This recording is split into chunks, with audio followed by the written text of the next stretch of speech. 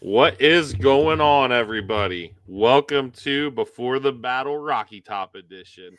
As always, I am Jeremy the Couch Potato. Opposite side of the screen, we got Coach Slate, brought to you by the Barn Baseball and Softball Academy, Cornerstone Home Remodeling. How's the week been, sir? It's been great, man. We're coming up on our holiday break, Christmas break. One more day, and I'm gone for 2 weeks, and I'm excited. The kids are excited too, man. Like I was telling Jeremy before we got on here, they are on level 1,000 right now, man. They are ready to go. Well, some of them don't even care what they get on their exams. They're just like, let's get this crap out of the way. So it's been a fun week. I'll just say that, man. How's everything with you? Good, good. Got to watch a pretty crazy end of a collegiate bowling tournament today. Oh Uh, yeah. Yeah, so the boys are in PA. Yesterday and today is one tournament, and then tomorrow and Saturday is the second tournament. They do back to Okay. back. Five individual games yesterday for five guys, and then 20 Baker games. So a All Baker right. game is where each of the five guys bowls two frames. So like your first, sixth, second, seventh, that kind of thing. Um, Start of the day today, the boys were down 300 pens and in sixth place. Um, After 8 of 20 Bakers, they cut it to 149, Okay. cut it to 107 after 12, 103 after 16, and we're actually paired. So right beside the team that was in first, going into games 17 through 20. Um, Beat that team by 110 pens in games 19 and 20 alone to win the tournament by 10 pens. That's crazy. Yeah, the team they were bowling is LTU Lawrence Tech out of outside of Detroit. National runners up last year. Yeah. Legit squad. Um, their anchor bowler could have struck all three times in the 10th frame for them to win by one, and he got the first one and left a single pin on the second one. Wow. Yeah, so pretty wild. Always good to get a victory, let alone what's called a tier one victory. Yeah. That's more points, tend to be a little harder pattern. There's ball regulations, that type of stuff. So, yeah, it doesn't get much better than that. So yeah, that's good. They'll start that tomorrow. Get Jaden home Saturday night. Probably have to watch the end of the game on my phone Yeah. while I'm driving to Galleon to pick him up. Illegally, but hey, it is what it is. So yeah, here we are. Doing it before the battle, probably a week earlier than we had hoped. Yeah. As the Yeah. bracket goes, um, the Buckeyes are in the murderers row portion of the bracket, where the number one seed Oregon got hosed. By pretty much anybody you ask. Um, you Yes. know, Tennessee comes north. Everybody always talks about the SEC coming north in the winter. Well, it's not going to snow. It's going to be 20 degrees, but it's not like it's Florida State, Miami. It's Tennessee. Yeah. They get snow, they get ice, they get cold. Um, so I guess right off the rip, elephant in the room. You've coached high school football in some really crummy weather. Yes. Uh, Being a team coming from the South ish, you know, is it going to matter? I mean, I think there are some kids, some guys on their team that it will affect in some way. You get a lot of kids from Florida, some kids from out in Cali, like their quarterback. I'm going to butcher his name tonight, but Nico, so that's what I'm going to call him. Those things happen, man. You deal with the cold, but at the end of the day, if it's dry, football's football. You know what I mean? I think if it was like a blizzard or, it was pouring down rain or something like that, like I think it could affect it, but the cold is going to suck, for both teams. I'm just going to be honest about it. But I think with the magnitude of the game and what both teams are trying to do, I think it kind of gets overblown a little bit. But I don't think it will have a huge effect on the game because, like we said, it's going to be dry out. So I don't think it's going to change too much. I have been in games though where the weather does play, a huge factor. I remember back to my junior year of college, we played in Marion, Indiana, and it was sideways rain, sleet, 20 degrees, wind blowing like 20 plus miles an hour. And it just really affected the way that teams could throw the ball. So it was just an ugly game that went into overtime. And so like it's one of those things where if it was drastic like that, it could have an effect. But I don't think Saturday is going to affect Tennessee much at all. The Marion Knights. Yep. Very, very nice campus. Oh yeah. Kind of has an old school feel to it. Yeah. But yeah, so the weather, obviously, we'll see. Nico said the coldest he's ever played in was a 7-on-7 in Chicago. Yeah. I obviously, with what we've heard, coming out of the Michigan game, was the wind gusts. They weren't comfortable having Will Howard throw the ball. We'll see. I honestly think that if it were crummy weather, it benefits Tennessee. They are a very smash mouth team. Yeah. And, as we break down their schedule real quick here in just a second, excuse me, they don't score a ton of points for the most part. They're a run first team. So started off the year with a couple of, about as tough of games as Ohio State, North Carolina State, Kent State, 51-10 over NC State, 71-0 over Kent. Oklahoma, a weird score, 25-15. Then you saw them lose 19-14 to Arkansas, 23-17 in overtime with Florida, 24-17 Bama, 28-18 Tennessee or Kentucky, 33-14 Mississippi State. Then they got a 14-point loss to Georgia in a game they just got out physicaled. Yeah. UTEP 56-0 during Cupcake Week. And then Vandy, they came back to win 36-23 in a game. They were down 14-0. They were down. Yeah.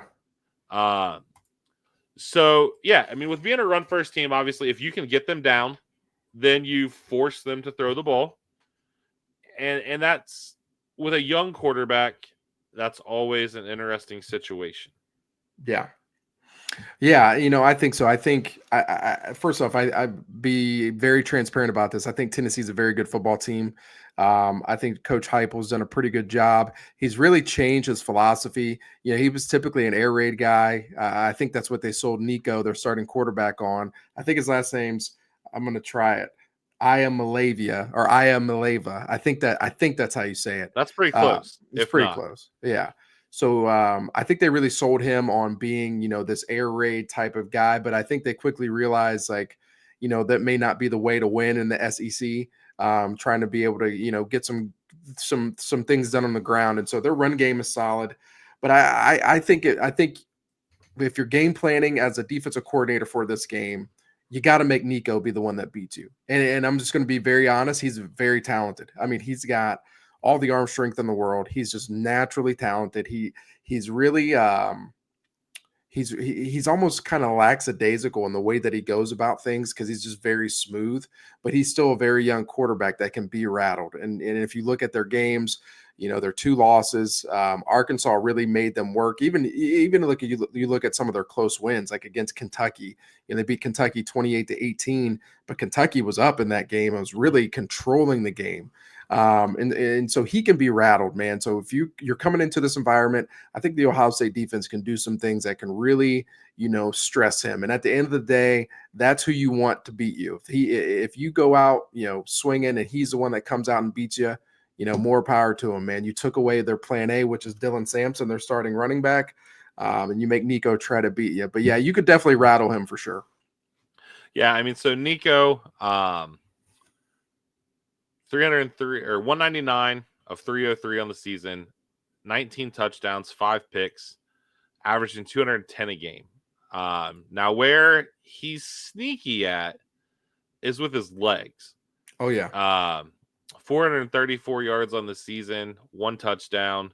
So just a hair over 26 a game, but you have to account for that, which again, luckily like we thought we would see with, the Dylan Gabriels of the world, Sonny Styles, Caleb Downs. Ohio State has guys to offset that. Yeah. Yeah, Ohio State definitely has guys to offset that. And I think you're going to see us do a really good job of really trying to contain him and keep him in the pocket. If you go back, and this is something I want to talk about later, but if you go back and look at the games that we've lost, right? Obviously, or not necessarily the games that we lost, but the games that have been close. All right. Nebraska and Michigan are the two that are standing out to me. What was Davis Warren able to do, towards the end of the game to keep the drive going? He was able to make plays with his legs, right? You go back to Dylan Raiola in the Nebraska game. What was he able to do to actually keep them in the game? He was able to make plays with his legs. I think Ohio State and the defensive staff cannot forget that Nico is a very athletic kid. He can run. He's got really good speed. And so we've got to make sure we understand that when we're collapsing the pocket, we're maintaining those lanes, and we're not just vacating the middle of the field. Because in this type of game, this is where you see quarterbacks really, take the easy money, right? If it's a pressure situation where it's a drive that we got to get points, I maybe not push the ball down the field on this play if I can tuck it and run and go get 10 to 15 yards, right? So I think the Buckeyes really have to be cognizant of that, because if we lose sight of that, he has the ability to extend a few drives, and that's not something that we need going into the third quarter, going into the fourth quarter, having those drives extended, especially on a team that wants to run the ball and really eat up the clock. And so the Buckeyes definitely have to be cognizant of that. And I think, collapsing that pocket, maintaining those rush lanes, and utilizing Caleb Downs in the box, utilizing Sonny and some different things. I really think, the Buckeyes will be able to slow him down when it comes to finding seams in the run game. Yeah, absolutely. And you hit on Dylan Sampson, and that is the identity of their offense. 1,500 yards, almost 6 yards a carry, 22 touchdowns. That's just a lot. There's no other way to put it. And as I look through their rush totals, they have a guy named Squirrel. How fitting is that? It's fantastic. But Dylan Sampson is a stud. He is a bona fide stud. Luckily, even like you guys hit on when you and Jake did the breakdown, when you look at the rushing stats, even against the team up north, it was a handful of big rushes. Oh, yeah. Ohio State has done a really good job against the run 95% of the season. Yeah. So that does play into their hand, especially if the weather is windy. And having the athletes to offset Nico running, I definitely think when Tennessee has the ball, I would say mild edge Buckeyes. Yeah. Yeah, I don't disagree with that. I think, listen, if you go back and you look at their schedule, you obviously see that they lost one to Arkansas. And I've had the chance to watch the film a little bit. Maybe we'll be able to show some clips this episode. Huddle is not being responsive right now, so hopefully we're able to get it to pop up. But if you go to look at their box scores, you go to look at Arkansas. Arkansas was able to not necessarily slow Dylan Sampson down, but not allow him to just obliterate them. Okay. He did have a really long run of 53 yards, but what they did do was really suffocate Nico, right? Nico was 17 to 29 that game for 158 yards. He was sacked 4 times, right? They were able to get to him when they needed to in those second and third and longs, right? And so if you really look at the stats that game, you take away that 53-yard run, Dylan Sampson has 100, or Dylan Sampson would have had 22 carries for 80 so yards, right? It would probably been like 85 yards. Okay. And so that's the type of thing that the Buckeyes need to do. Listen, he's a great running back. He's going to get his. You're not going to completely slow him down. But what can you do to offset that when you get them in second and long, right? You cannot let them get to 3rd and 2, 3rd and 3 consistently, because that's where these drives are going to be extended. How can we win those second and long situations? And now you're looking at those spots where we're taking Sampson, their best player, out of it, and we're putting the ball in Nico's hands to go make plays out on the edge. The one thing that Tennessee is lacking this year that they've had in years past with the Jalen Hyatts, with the Cedric Tillmans, and with the Browns right now, is guys that can really stretch the field deep. This year, they don't really have that. Their leading receiver has 600 yards receiving, right? And so what can we do to make sure that we are getting them in second and long consistently, third and long consistently? If we do that, then we're able to take Samson out of the game a little bit in our spots, and we can pick our spots with those stops, right? And now you're really putting the pressure on Nico to beat you. And so there's so many different ways that the Buckeyes can go about this, but at the end of the day, it comes down to slowing Samson down. You're not going to completely stop him, but you can't allow him to break off huge run after huge run after huge run. Yeah, their leading receiver, yardage wise, is Dante Thornton Jr. 25 grabs for 650, 6 touchdowns, but of that 650, one was 86 yards. Yeah. And then after that, you go down to, you've got Brew McCoy, who I feel like he's been in college football for 30 years. Yeah. 432. And then nobody else has over 400 yards. Yeah. They're not, I don't want to say they're not explosive because they have athletes. Brew McCoy, great athlete. Mm-hmm. But yeah, the offense is definitely where Ohio State has a chance to put their stamp on this game, is to shut that offense down. Yeah, I agree. We hop over to the defense, and James Pierce Jr., the heart and soul of their defense. Yeah. This guy's a game wrecker for sure.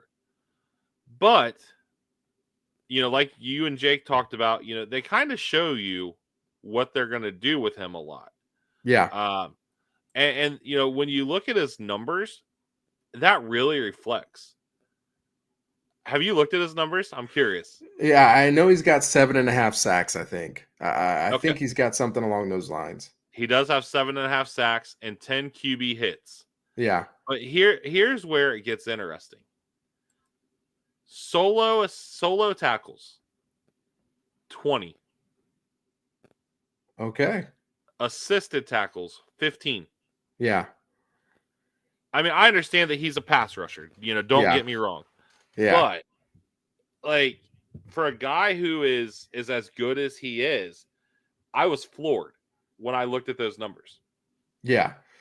Yeah. And this is the thing. And I forget what podcast it was, but this Pierce guy is a phenomenal player. He is your prototypical NFL go get the quarterback pass rusher that's going to make tens of millions of dollars and have an NFL career that lasts 8 to 10 years. He's going to be really good, right? But you know who else we've played that had the similar thing? Abdul Carter, right? Mm-hmm. We didn't completely shut down Abdul Carter. He had a couple sacks. He did what he needed to do in the passing situations. But where did we exploit Abdul Carter? A little bit in the run game. And I think Jake really hit the nail on the head last week when we had him on. But such a good episode, by the way. Having him talk ball, it's just phenomenal. But the one thing that the Buckeyes, I think we can do this week, and I'm not saying we're going to go out there and rush for 200 yards. And you're not going to hear me say we've got to win the rushing battle. I'm not even going to repeat that this week. With the edge rushers that they have, their interior players are good, but they're not what we face against the team up north, right? They're not Kenneth Grant. They're not Mason Graham. With edge rushers like that, they want to get upfield. They want to get after the quarterback. And so how can you counter that? You can really use that to your advantage. You can run, a lot of read stuff where you're actually reading that person, or you could attack inside in the A gaps and get vertical and eliminate them from, really the run fit at all.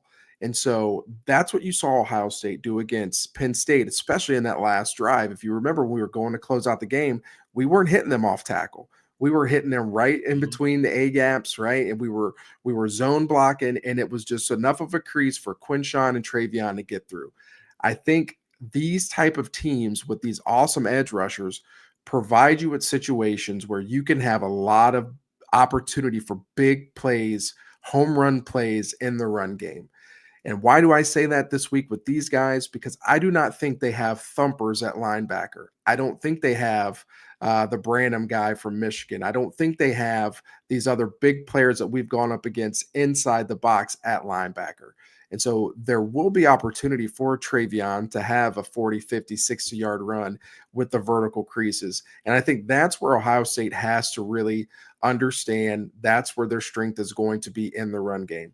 Where do we have some weaknesses right now? On the interior. How do you make it easier for those guys? Let's get these guys pulling, right? Let's get these guys doing some simple base foundational things to create those vertical seams on the interior. And I think, I'm not saying we're going to have 150, 200 yards rushing, but I could see this being an Indiana type game where at the end of the game, we've leaned on them just enough with the run game that we could create one of those seams, and you're going to see Trey bust one, right? And I think it's a game where we end up with 130 yards, 140 yards rushing, nothing major, but just enough to keep them honest and understand that these pass rushers, we're going to have to exploit them in some way. So let's take them out of it, let them go upfield, and let's attack these guys on the interior. So I think when you face a defensive end like this, those opportunities are there. We cannot sit in the pocket forever either. That's the other thing too. When we go to throw the ball, it's got to be 3 steps, go. If you're in the gun, it's catch and go. It's not taking 3, 5 steps. Like Jake said, those things are earned, right? And so we've got to make sure that we understand who we're going up against, how to exploit his weaknesses, and how to stay away from his strengths. So that's the interesting thing. And I think it's the most important part of this game. Yeah. So elephant in the room ever since the Michigan game, especially, you said the key to this game is the interior. I know you've waited 21 minutes and 31 seconds to have this conversation. Yeah, man. It's time. It is Luke Montgomery time. It sounds like. Yeah. Dude, I'm so excited for him. I shot him a text when Coach Day mentioned him. Not expecting a response. Obviously, he's locked in on the game, but I just know how hard he's worked, man. Like I know how much this means to him. I know he wanted to be a Buckeye. He's a diehard Buckeye, and so to get this opportunity in such a big game, number one, shows that the coaches trust him. Right? He's stuck to the process, man. People forget Luke's only been playing offensive line for 3 years, right? I mean, he played as a junior, but he had no idea what he was doing on the offensive line. Being a true offensive lineman, his senior year, his freshman year, and his sophomore year in college, right? That's you're talking 3 years of a freak athlete learning how to play a position. He's getting to that point where I think you cannot deny his athleticism. You can't deny his strength and his mean streak. And I think he's just trusted the process, man. I know it's not been easy for him. Having an opportunity to potentially, be a starter in the spring. And then that kind of was, shot down a little bit with the emergence of Tegra. And now Tegra's play has kind of taken a step back. And so now that we want to give more guys some opportunity, and Luke's ready for it, man. I'm so pumped up for him. I know he's going to be locked in. And I think this is going to be an eye-opener for a lot of people about how athletic this kid is. You guys will see it on Saturday. I'm not trying to gas him up and put more pressure on him, but he's a real one, and he understands what he needs to do, and I'm excited for him, man. It's going to be so much fun. Like I'm nervous about the game, but like I'm gonna watch him like a hawk on every snap. You know what I mean? And so it's pretty cool, man. Have one of your former guys out there in such a big game, and I know he's psyched up. I know the family's psyched up for him too. So this is going to be fun to watch.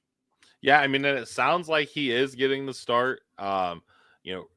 Coach Day didn't come out and say this is what we're doing. It sounds like it's going to be Luke at left, Tegra at right, and Austin Saraveld rotating in. I'm real curious to see what that looks like. Yeah, because it's kind of twofold. We've hit on the fact Tegra hasn't looked great the last month, but if Saraveld hasn't looked good enough to bump him, what are we getting into? But this game boils down to two things: the Ohio State offensive line against the Tennessee D line, and special teams. Because I envision this being a pretty ugly game. And when I say ugly, I don't mean like turnover plagued and everything like that. I mean a lot of, or a lack, I guess you would say, of, I don't want to say exciting either, because exciting is in the eye of the beholder. Yeah. But if you're looking for a shootout, I don't think this is your game.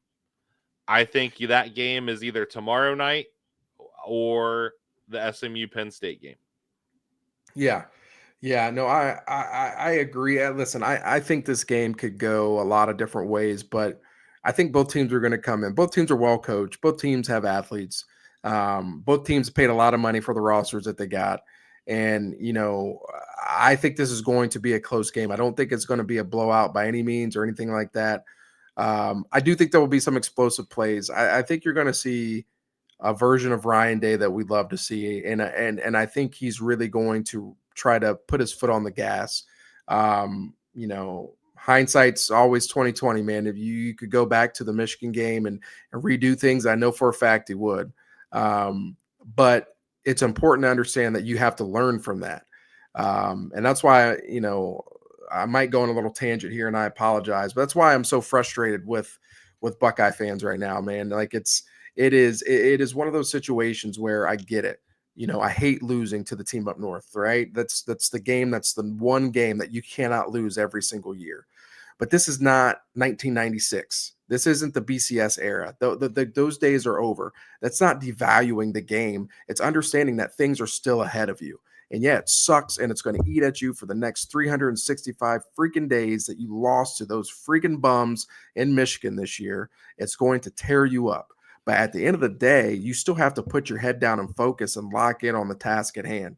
I'll be damned if I ever would have lost to Pleasant or, and then not turn around and want to beat the next team. I'm not going to sit there and sulk on that. We lose to Mansfield Senior, our biggest rival at Harding High School. I'm not going to sit there and sulk on it. I'm going to be pissed off and upset. But at the end of the day, if I have another game that I'm going to play, then I've got to lock in on that game. I think back, and I'll make it, I'll take it back to the heyday of Harding football. I vividly remember Marion Harding in 2001 season, when we had this great season. We barely made the playoffs. You know why? Because we got beat by Mansfield Senior for the conference championship in week 10. Okay. Why do I remember that? Because my brother was inconsolable after that game, heartbroken, crushed, hurt, right? And guess who you have to follow that game up with? Maslin freaking Washington and Justin Zwick, right? When you squeak into the playoffs, and you got to play the best quarterback in the nation at the time. And what do? Coach Hinton did a great job of rallying the troops and getting those guys focused back at it, because guess who they were going to run into possibly if they kept winning? Mansfield Senior. Okay. And so Harding could have sulked and could have just been happy with going to the playoffs and go up to Madison, Washington and get destroyed. That's not what happened. I think you're going to see a similar thing with the Buckeyes. And so the fact that we cannot get over this Michigan loss, it tears me up, because listen, I want to beat Michigan every single year. That's the game I look forward to every year. But I won a national championship. Yep. I won a natty. All right. There's not going to be an asterisk next to that natty if we win it and we lost to Michigan. It's going to say the Ohio State Buckeyes were the first ever 12-team playoff national champion, just like we were the 14 playoff national champion.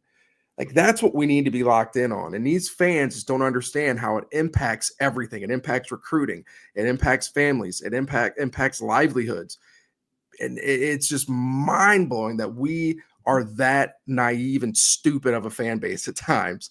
And it frustrates me to no end, man. I'm sorry. I just get fired up. I hate seeing it, man, because we have so much to play for. We have so much to play for, and we are living in that moment still.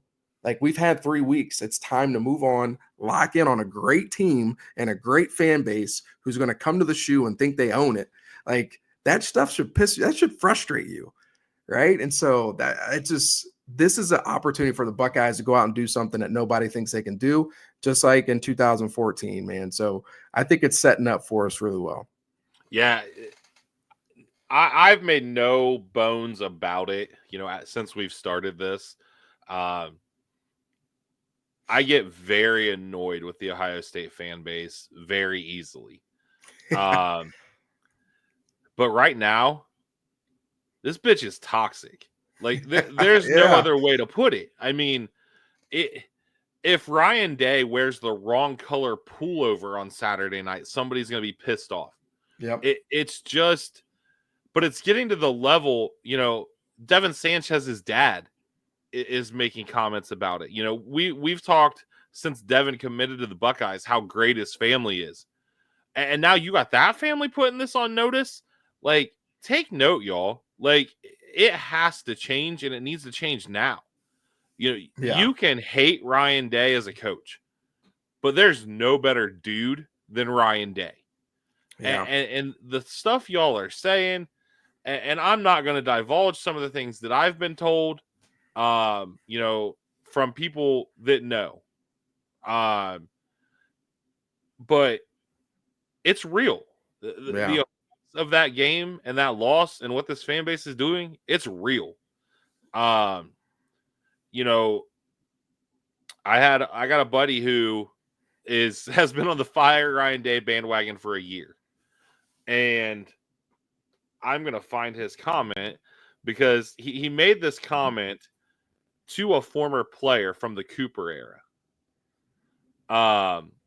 Who basically made a comment about Coach Day's family given something he was told. And the response he got was, sounds like someone that has never had to deal with the pressure of actually performing for Ohio State. You know, at the end of the day, you know, we're all going to criticize because that is what we do. Fan is short for fanatic. But you're talking about people's lives, man. Like, when you had the whole, oh my God, Urban's gonna pull a coup and take over, you know, you've got not just Coach Day's family, you know, you've got assistant coaches, you have staffers. I mean, it's bananas. You know, Justin Fry can't recruit. You know, look, we've always said, you know, we're not going to be this guy's got to go. But do I think Justin Fry is coaching at Ohio State next year? No, I don't. Yeah. And that's a conversation to be had. But let's take a detour for a minute while we're talking about this fan base and what they do to coaches.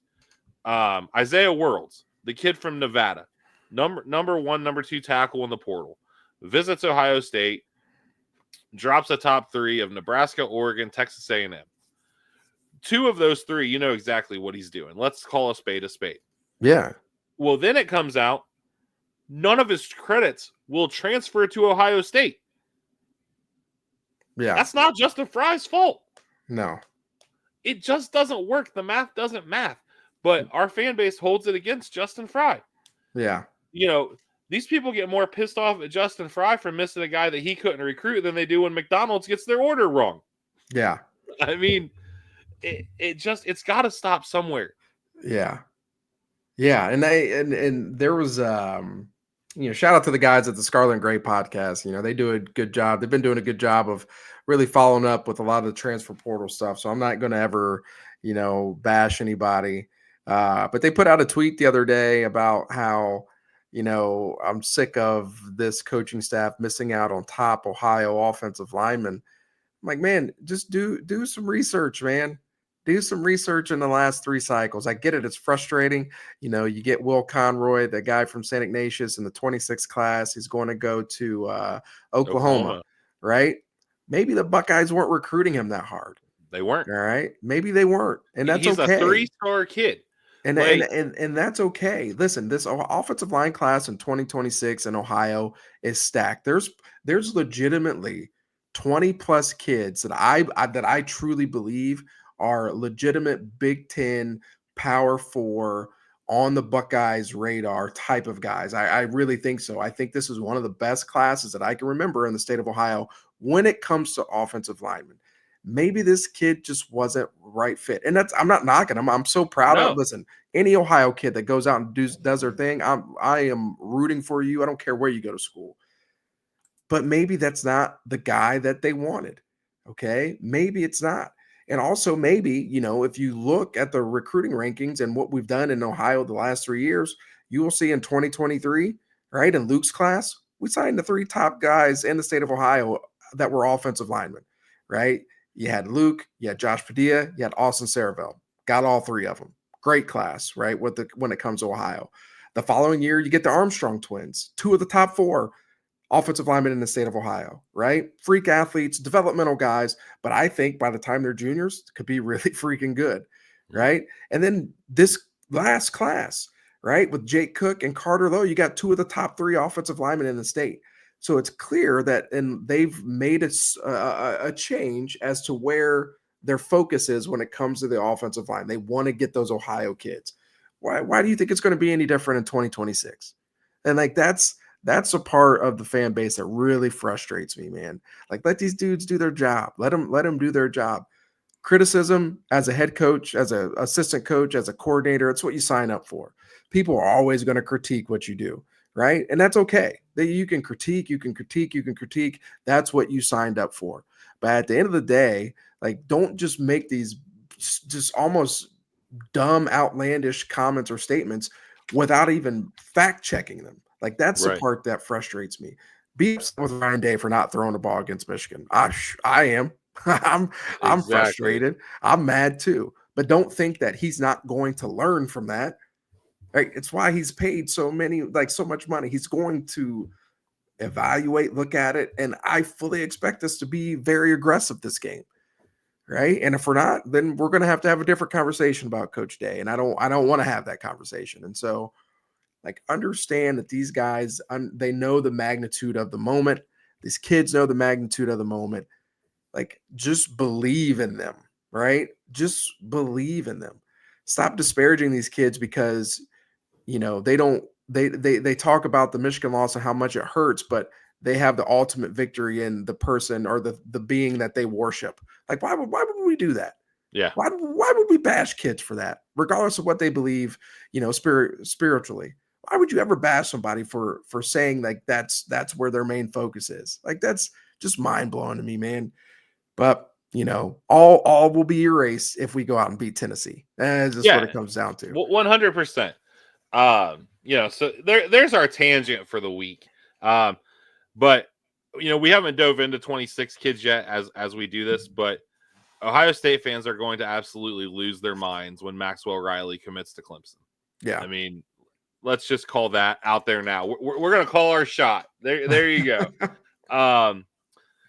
So before we get into, we'll just start with this one. We're going to run through the bracket real quick. I don't know if is Huddle working or it's very spotty right now. Okay. It's very spotty. So what we're going to do, we're going to kind of combine our predictions as we go through. We're going to do our CFP bracket predictions. Okay.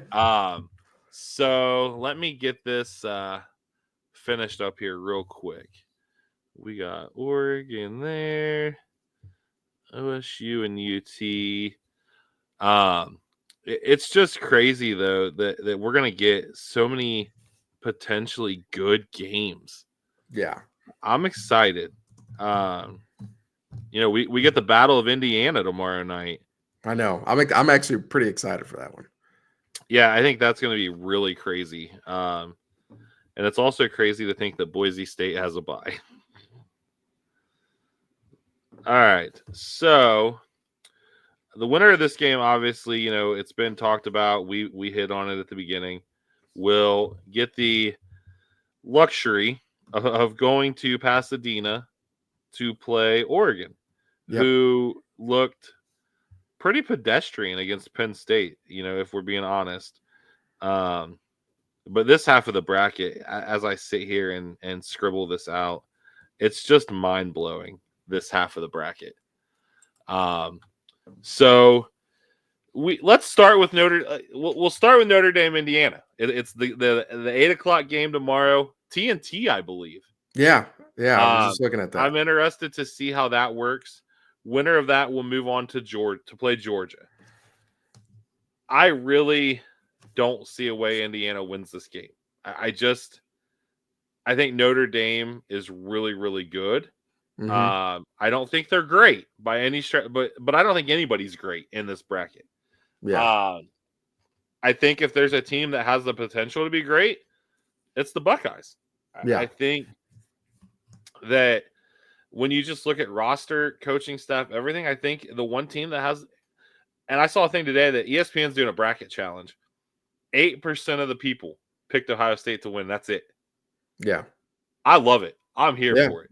let's do it. This is when Ryan Day is at his best. Yeah. So I would take Notre Dame winning tomorrow to move on Yeah. and face Georgia. Okay. Yeah, I think the Hoosiers are going to come out swinging, man. I think Signetti's going to, let Rourke spin it. I think their defense is going to play. I think this has potential to be an ugly game, but I think Riley Leonard is playing some pretty tough football right now, and I think he finds a way to will the Fighting Irish past Indiana. And I'll be sure to be on the phone with my guy Phil Gunder, who's a diehard Notre Dame fan. And so I think Notre Dame has the potential to make a run in this playoff bracket. So I'm going to go with the Fighting Irish. So yeah, that would put us with Notre Dame and Georgia, and it came out today. Pretty much sounds like no Carson Beck. So in the Notre Dame Georgia game, if we get to that point, I am going to have Notre Dame beating Georgia. Okay. All right. It's just hard for me to pick against Georgia, man, with whether it's with Carson Beck or with Stockton. I think they're just so talented. But I would also go with Notre Dame. I think Notre Dame's defense would do enough to really make things difficult for Stockton. They would have to really, really, really lean on that run game at Georgia. I mean, they've got some really running backs, so. But yeah, I'll go with Notre Dame as well. I'll go with Notre Dame beating Georgia. So in the second part of that part of the bracket, what I think is probably going to be a shootout. I have not checked the weather for Happy Valley, but I don't think it's going to be an issue. Cold, just like here. SMU travels to Happy Valley to face big game James, and the will be returning next year Drew Ayler. Yeah. There's going to be an upset somewhere in this first round. And I think it's here. I think SMU shocks the world and beats Penn State. Okay. I disagree with you, my friend. I think excuse me, even in a loss, I think Penn State found something with their run game. And I think that duo they have in the backfield of Penn State, I think it could cause SMU some real issues. And I think they find a way to ground and pound this game out. So I'm going to go with Penn State, who will be now that Bo, whatever his last name is, went into the portal. They will be having Lewis Center's own Ethan Grunkemeyer, former Olentangy Brave, as the quarterback to Penn State. And so shout out to him, man. I'm excited for him. He'll one play away, man. And if Grunt gets in, man, he's going to spin it. He can spin it. And so I'm going to go with Penn State for that one, though. So that gives me Notre Dame against Boise. And I think Notre Dame makes it to the championship game. Ooh. Or wait, no, I forgot SMU against Boise. Sorry. Yeah. I have Boise and Ashton Genty beating SMU and then losing to Notre Dame. Yeah. I could see that. I think Boise State is you're going to get an Ashton Genty who's got a little bit of a chip on his shoulder for not winning the Heisman. My man needs a whole bag of chips because he is salty. Yeah.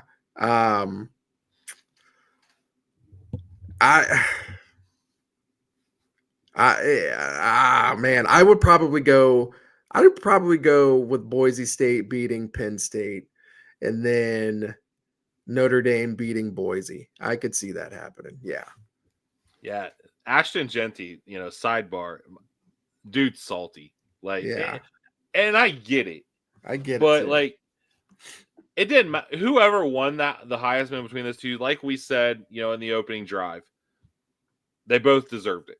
Yeah. It just is when you look at the big picture, to me, Spencer James, Travis Hunter, deserves it.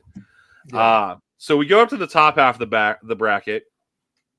We got Clemson and Texas with the winner facing Arizona State. I see this game going one of two ways. I think that one's going to be like 10-7 Okay. or 50-49. I don't know what to expect, but Dabo's Dabo, and I think Texas wins. See, this is where I think we could have an upset. This is where I think we could have an upset because I think Clemson could do enough to lure Quinn Ewers into a few turnovers. Um, and right now, Clemson feels like they are the complete underdog. They snuck in. They are going to be scrappy, and so this is where I could see an upset. But I just think I think Texas is too talented. So I'm going to go with the Longhorns beating Clemson in a close one. No Isaiah Bond, I don't think, though. It sounds like he's Gotcha. Yeah, it's tough. So we both have Texas and Arizona State. Quinn Ewers versus Bo Scadaboo. Arizona State's hot. They are smoking hot. But man, that Texas defense is the real deal. They are, but again, they're not elite though. Nobody is elite, or nobody's playing elite. Let me put it that way. But yeah, I think Texas beats Arizona State. Yeah. Yeah, I think so too. I think Arizona State, their run game is very solid, like you said with Scatterbo. He's a tough player, but I just think all around, I think Texas is too talented, and I think Texas finds a way to win. I know they're kind of down on themselves right now. Obviously, not winning the SEC. Even the media is kind of down on them too. But I think Texas is a very, very good team. I think they're a very complete team. And so I think Texas would take home this game and beat Arizona State. So that brings us to Saturday night, 8 p.m. on the banks of the Olentangy. I'm not going to lie. I have gone so many different directions on this game. Yeah. I had somebody text me at the beginning of the week telling me they were going to spend some money on the sports book. And I said, I'll tell you one thing right away. Take the under in the Ohio State-Tennessee game. I think it is going to be a defensive battle. We don't even know who our kicker is going to be. So, yeah. Screw it. I'm going to say the Buckeyes win 21-17. Okay. Yeah. Listen. I think this game. I think this game's going to be close.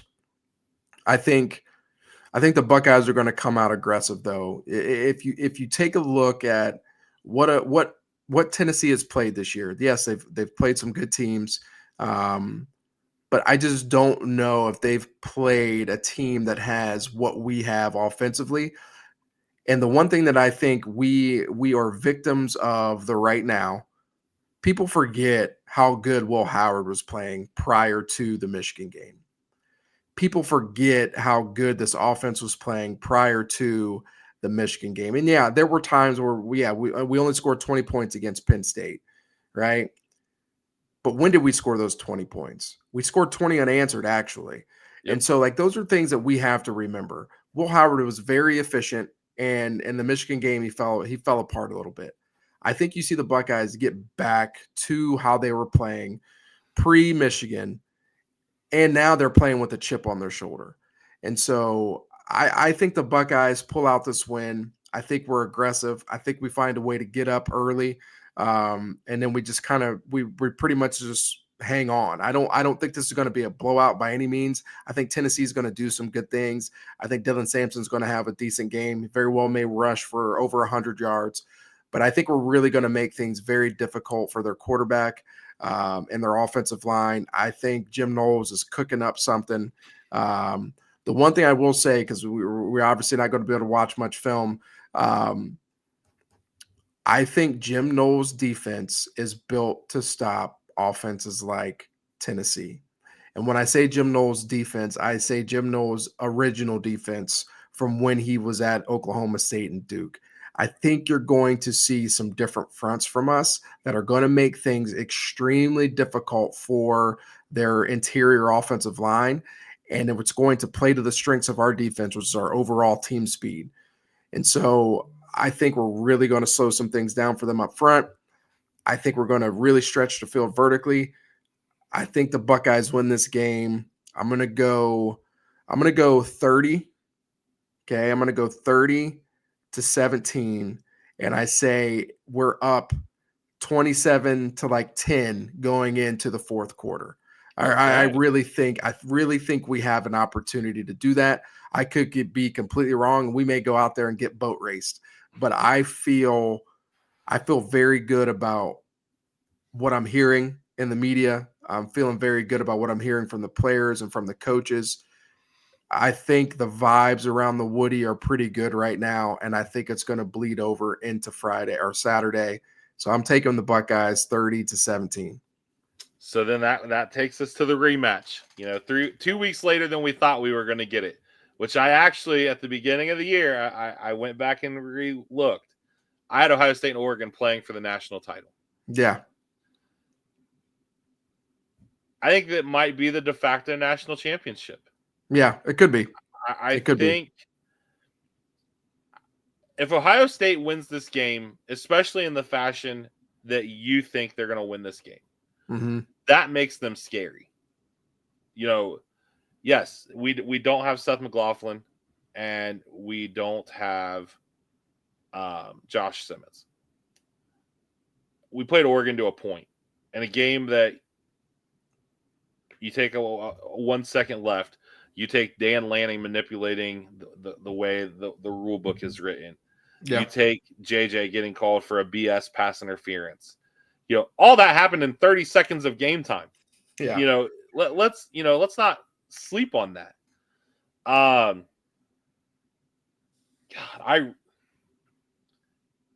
If it's Ohio State and Oregon, I think Ohio State beats Oregon. I don't know how.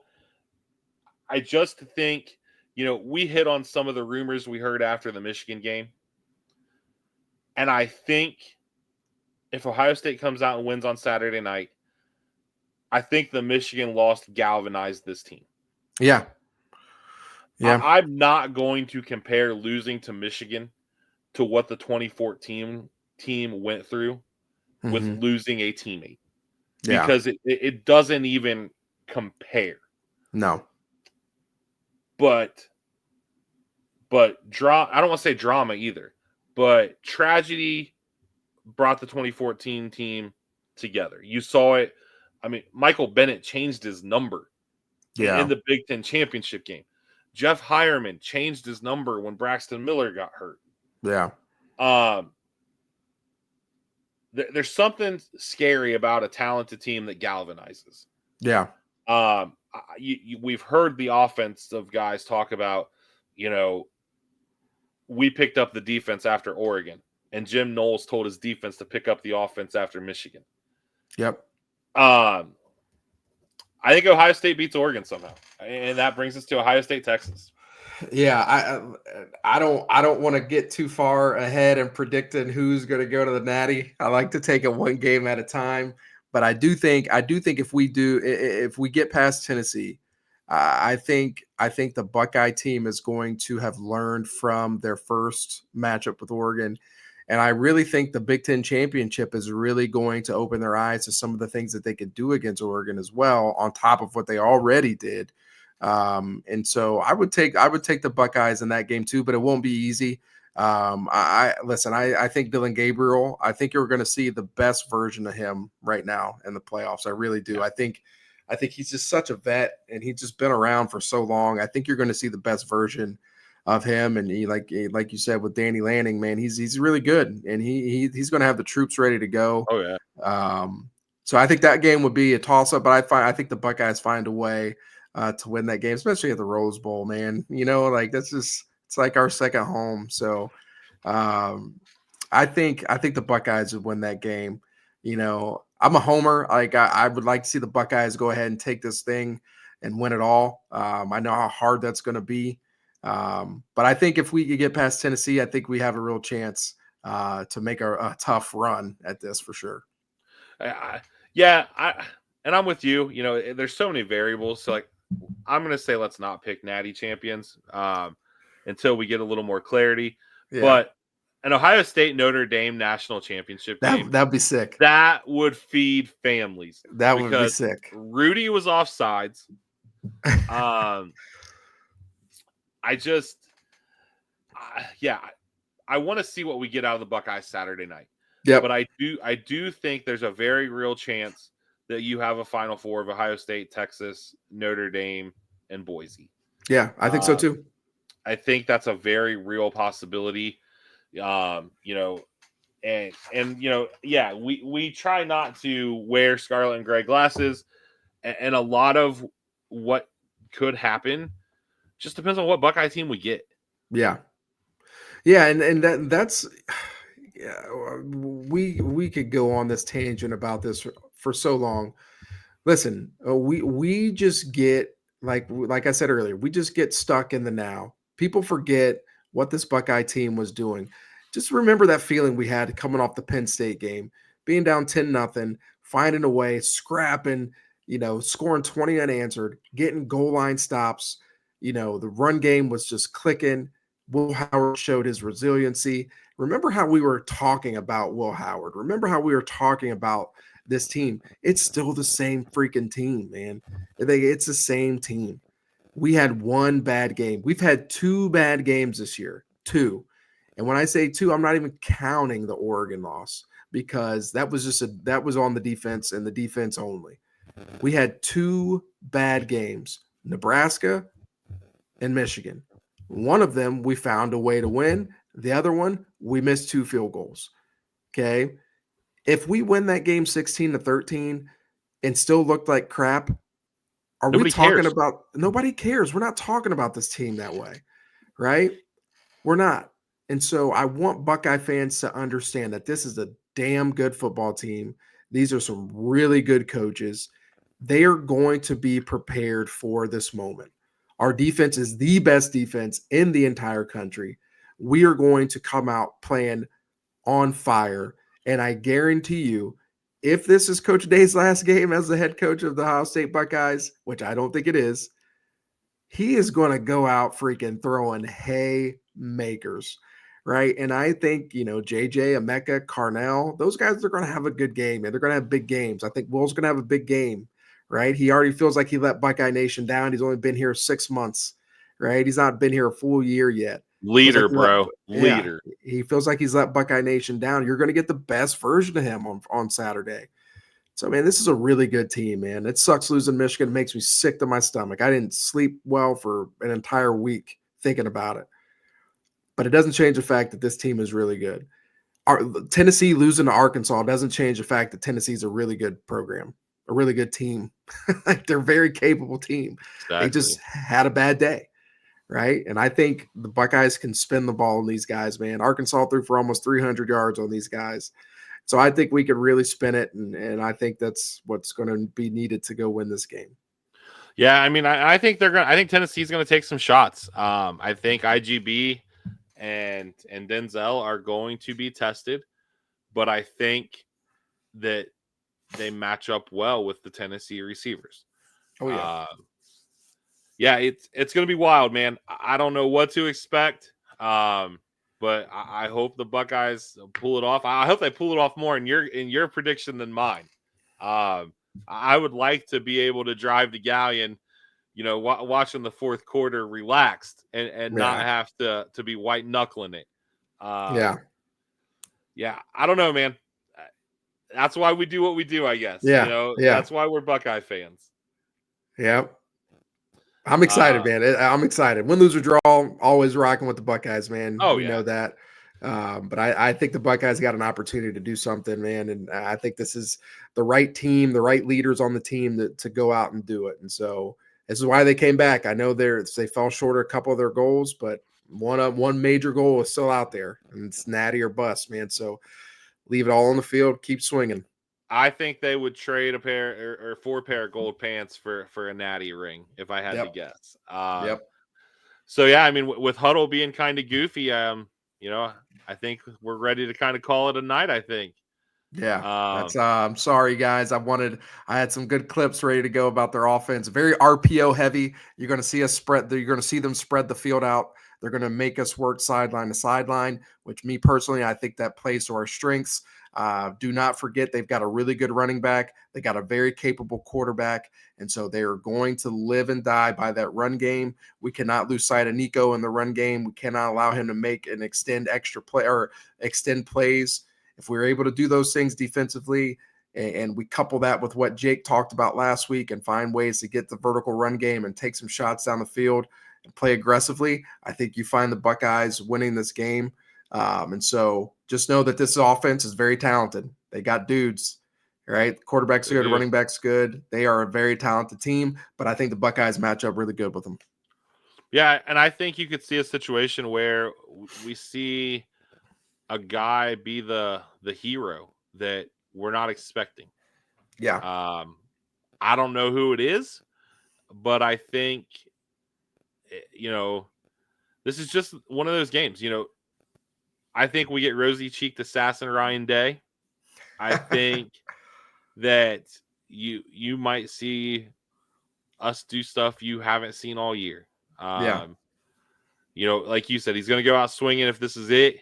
I don't think it's it either. I just, even if we lose this game, I don't think it's it. No, I don't think so either. By the school's choice. Let me put it that way. Yeah.